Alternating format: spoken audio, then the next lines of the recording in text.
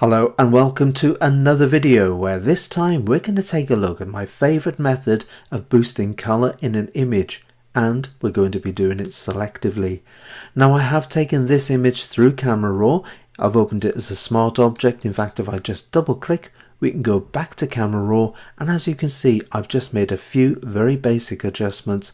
I haven't touched vibrance or saturation because the technique we're about to use I find more natural. Right, let's click on OK. Going back into Photoshop, the first thing we need to do is to duplicate our original image. Now it doesn't matter how many layers you may have in your layer stack. If you come up to Image, if you come down to Duplicate, if you've got multiple layers, just tick the Duplicate Merge Layers Only box, so just put a tick there. I'm going to click on OK. Next, we're going to go to Image, Mode. We're going to come down to LAB color, clicking on LAB color, and because I've got a smart object, it is saying don't rasterize or rasterize, which of course is make it to a normal layer.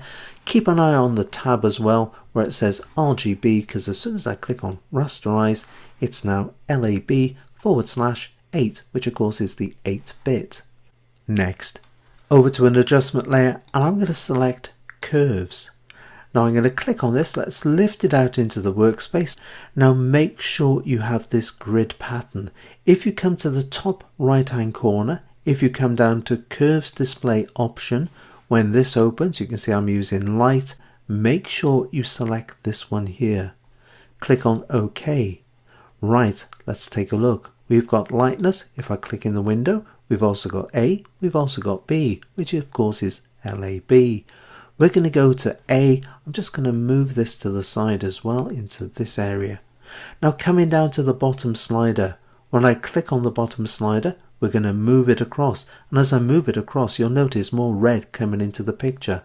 I'm going to take it as far as the second line in.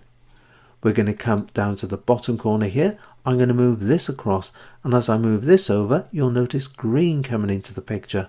Once again, taking it to that second line. Coming back up to this little window, let's go to B, coming down to the bottom corner, just repeating the same process, taking it to the second line. Take it further, you can see we've got yellow, so take it to this area here, the second line in, coming to this corner, moving it across, we've now got the opposite of yellow, which of course is blue. Once again, that second line, and you're thinking, didn't I just say it's a far more natural way of adding colour than using the vibrance or saturation?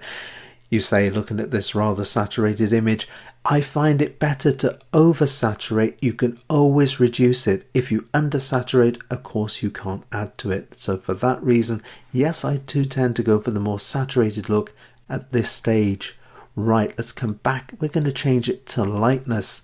Now with the lightness, I'm just going to make a few changes with this. I'm just going to drop it down, slightly darken it down into this area here. Let's come to the center. Clicking on that, as I lift it up, look what's happening in the highlight area here. That's just brightening up nicely like that. That will do, and just come into the top corner here, just increasing the general brightness around this area, and there it is. If I switch this off and on, you can see the difference we've made to the image.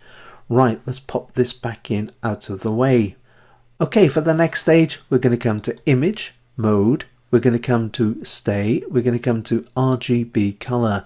I'm now getting this warning. Do not click on OK. Always click on Merge. That's going to merge our adjustment layer down with our layer. So down it goes. Pressing V on the keyboard or picking up the Move tool from the toolbox. I'm now going to click down. I'm going to lift it up. And as I lift it up, I'm also going to press and hold down Shift on the keyboard. So hold down Shift, coming over to this tab, bringing your pen or your mouse out, releasing your pen or your mouse, and you can also release the Shift key on the keyboard. I'm now getting this warning. That is because the original image was sRGB. The new image we're bringing in is Adobe RGB. I'm simply going to click on OK, and there it is. Okay, next, if you remember in the beginning, I said we're going to do it selectively. So let's click on this mask. Now we need to change this to a hide all mask. Now all you need to do is press Command I or Control I. That's Control I on a PC, it is Command and I on a Mac, and there it is, we have now hidden the effect.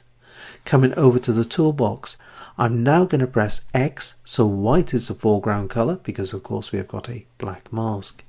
I'm going to pick up the gradient tool. We're going to come up to the tool options here. I'm going to click and I'm going to make sure I select the second one in, which of course is the foreground to transparent as the prompt is telling me. And there we are, foreground to transparent. That is very important. We're going to select the radial gradient, which is the second button in. The opacity, I'm going to reduce that down to, let's go down to 60%. So I'm going to press 6 on the keyboard and there we are, 60%. Bringing the gradient tool into the image, clicking down, dragging it out, releasing it, going over it again, and just quickly coming over this area here, just boosting the colors there. Let's come down to this leaf, just going over it at 60%. There will do nicely over the edge. And I don't like doing it at 100%. I prefer to bring back the effect gradually, just so you can have a little bit more control over it. So there we are, just going over that the once, coming up to this area here, just a little bit of color in there, a little bit over here and here, so just going over that, bringing that back at that 60%, not at the full 100%, over these greens, something like that will do nicely. Right, looking around the image, anywhere else, perhaps a little bit of color here, a little bit of color there. And there it is. If I just switch this off and on, you can see the difference we've made to the image. And as I've said in the beginning, we're doing it in a very selective manner. Let's just bring back a color there and there as well. Right, don't forget, you can also reduce down the opacity should you want to reduce your colors a little bit further. There will do nicely. How about a vignette? Over to the toolbox, I'm going to pick up the elliptical marquee tool. I'm going to drag it over the image. Something like that will do for now. We're going to come across to an adjustment layer and I'm going to select levels. Coming down, taking a look, if I move this slider across, it darkens it down, but it also leaves a little bit of color with it. If you come down to this slider, if you move this across, you can darken it down, you can take it right into the black. If you come to this slider here, if you move this across, you can take it right into the pure white. So I'm going to come to this slider, moving it, darkening it down, and I'm deliberately going to take it further just so we can see the effect. Let's come up to the mask and I'm now going to invert it so it's darker on the outside. We're now going to use Command T or Control T, that's Command T, Control T for the transform tool, and I'm going to drag this up like that and I'm going to swivel it around the direction that the lighting was coming across from this sort of angle. Something like that. It says looking at the image there, that will do nicely. Just pulling this out here and here, pulling it down like that. Right, just pull it into that position, double click into apply. Hard edges, let's come to feather. I'm going to move the feather across, just waiting for it to pop out. That will do. Coming back over to the levels and I'm just going to reduce this back into this position here, just keeping it as a subtle vignette, just to hold the viewer's attention. You can always come to this slider as well. If you move this across, yes, you darken it down, yes, you keep an element of color, and sometimes that can work really well, just taking it to that position, like the way that's looking, switching it off and on. That'll do nicely, perhaps just reducing that down a touch further, switching it off and on again. Great stuff. Don't forget, save it in layers, put it aside, leave it for a couple of days, view it with fresh eyes. You might want to just reduce down the opacity, entirely up to you. I'm going to take it down to what have we got, 89%. Looking at this one, 83%. That looks good. Just going to press Alt or Option, clicking on the little visibility icon. That is what we started off with. There it is, boosting the colors. We're doing it in a very selective manner and adding a vignette to the picture. Go on, give it a try. I hope you've enjoyed the video. Give it the thumbs up if you have. Don't forget to subscribe as there's lots more videos to come. But until the next time, it is happy imaging and take care.